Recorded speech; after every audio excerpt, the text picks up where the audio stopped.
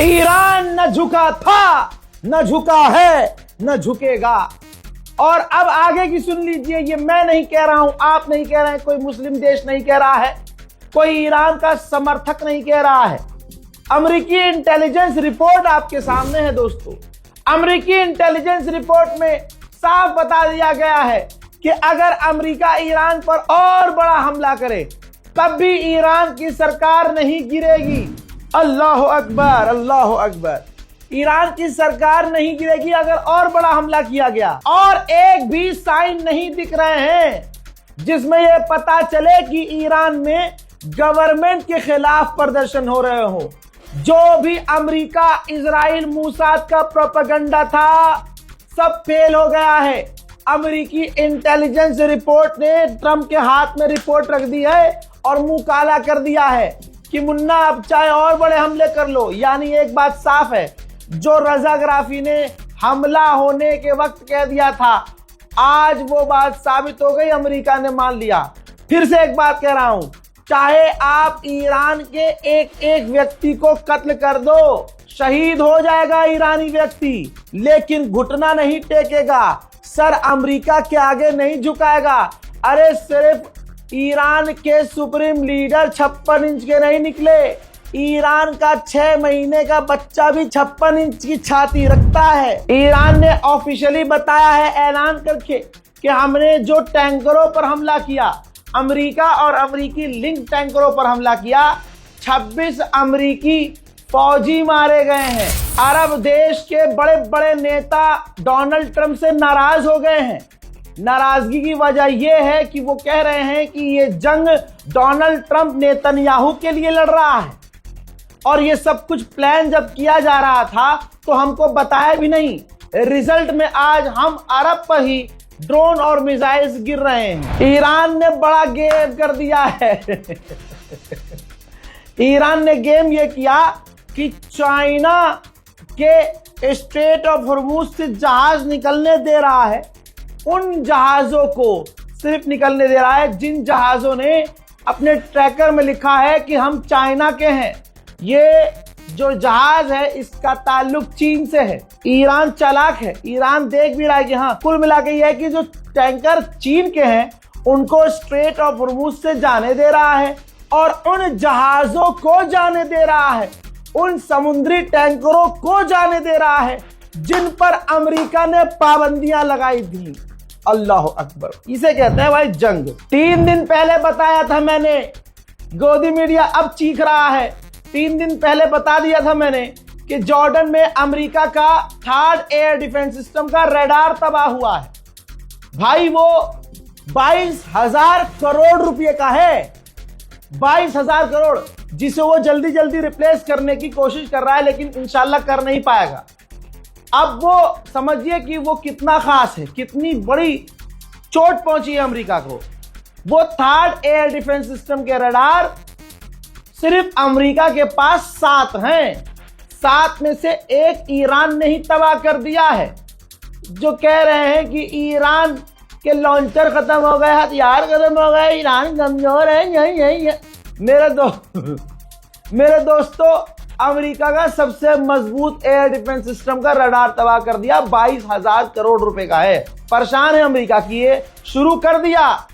खामनाई के लोगों ने सही कहा था, शुरू तुमने किया है, खत्म हमारे हिसाब से होगा। उधर फ्रांस ने अपना एयरक्राफ्ट करिए भेजा था, हमको लगा साला जंग में उतर रहा है, पता चला नहीं, मिडिल ईस्ट गया है। फ्रांस के लोग, फ्रांसीसी लोग जो मिडिल ईस्ट में फंसे हुए हैं उनको निकालने के लिए, उनको बचाने के लिए। उधर कोलंबिया के राष्ट्रपति ने डोनाल्ड ट्रंप से कहा है कि अपने आप को संभालो और नेतन्याहू से दूर हो जाओ और पूरी दुनिया में बच्चों के ऊपर मिसाइलें डालना बंद करो। Acabo mis 3 And with that, minutos. I conclude my remarks. Hoy es el momento, decía, This is the time de que el presidente de Estados Unidos, For the- mirando el retrato de Lincoln, él y yo personalmente, the President of the United States and I together were looking at the portrait of Lincoln ante un bonito jardín de rosas que él diseñó. in the face of the rose garden that he's Yo soy redesigned. como Jackson en esto de la palabra. And I know I've run out of time. Pueda separarse completamente Can be completely separated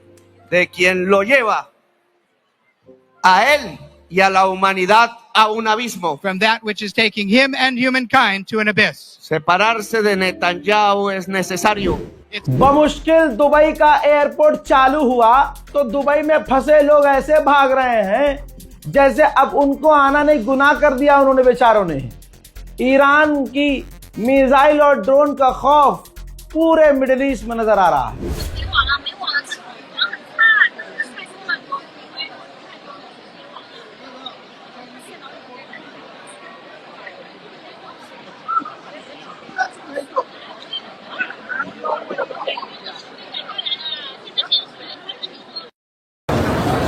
差，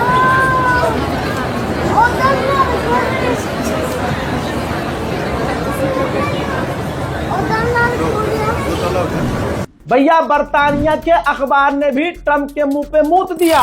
बर्तानिया का सबसे बड़ा अखबार independent, उसने लिखा है front पर ही कि Iran के हमलों ने हम सबको बता दिया, डोनाल्ड ट्रंप की इस जंग ने हम सबको बता दिया कि ईरान के हमलों में हम कितने डिफेंसलेस हैं, हम उसके आगे बेकार हैं। ईरान के हमले मजबूत हैं। अमेरिका और इजराइल ने मिलकर ईरान पर बच्चों को निशाना बनाया जानबूझकर। पूरी दुनिया ने देखा। सोचिए, अमेरिका के लोग भी ट्रंप के खिलाफ हो गए। ईरान ने उन बच्चियों की तस्वीर जारी की है। अल्लाह अकबर, बच्चियों का चेहरा देख लो, इन शहीद बच्चियों के चेहरे को देख लो जिन्होंने दुनिया नहीं देखी थी।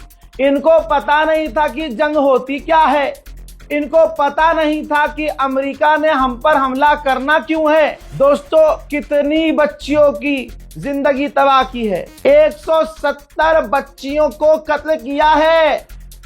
और कमाल यह है कि भारत का एक बड़ा समाज जो हिंदुओं के बीच से आता है, इजराइल को सपोर्ट कर रहा है।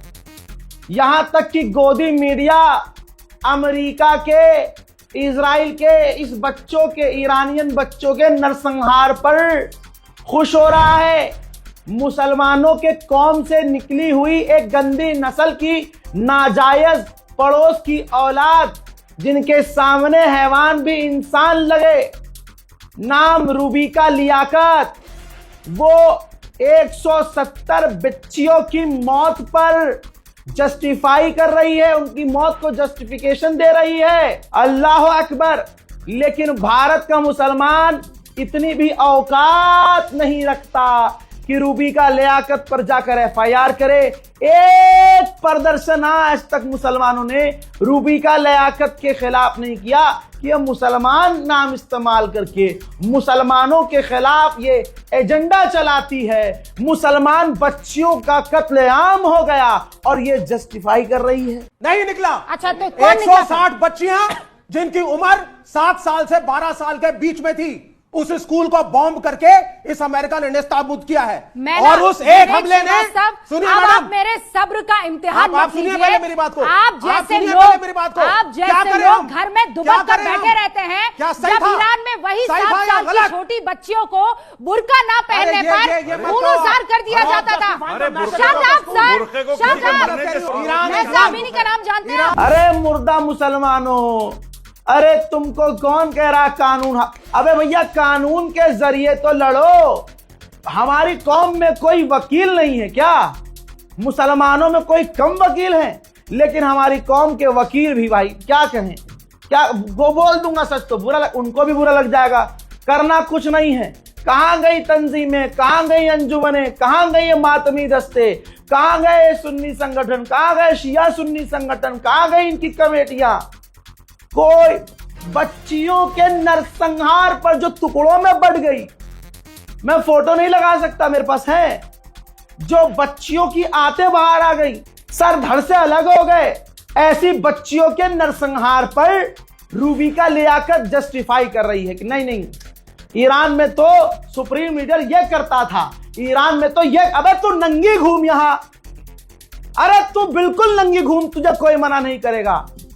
तू भारत में खुश है, खुश रहे, सब खुश है, बहुत खुश है। भारत में मुसलमान बहुत खुश है।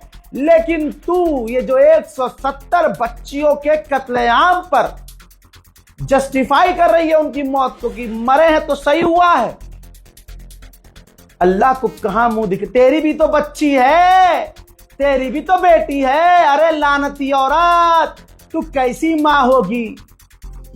अरे तू किस जात से पैदा हुई है? दुनिया ये सोचेगी एक दिन। CNN के पत्रकार को एक ईरानी व्यक्ति ने इंटरव्यू दिया और उसने कहा कि पहले मैं ईरान के खिलाफ अमेरिका और इजराइल को सपोर्ट कर रहा था और मैं ये कह रहा था कि हमला कर दे रिजीम पर इजराइल, लेकिन उनकी बमबारी में मेरे ही दोस्त यार मारे गए, मैं पूरी तरह से टूट गया हूं। अरे ईरान के गद्दारों, ओ ईरान के गद्दारों, अब रोक के क्या फायदा? जब तुम्हें समझाया जा रहा था कि अपने मुल्क के खिलाफ तीसरे देश से हमला करने को मत कहो, मुल्क के खिलाफ प्रोपेगेंडा मत चलाओ, सड़कों पर आकर ईरान की बिल्डिंगों को, सरकारी इमारतों को मत फूको, तब नहीं आ रही थी समझ।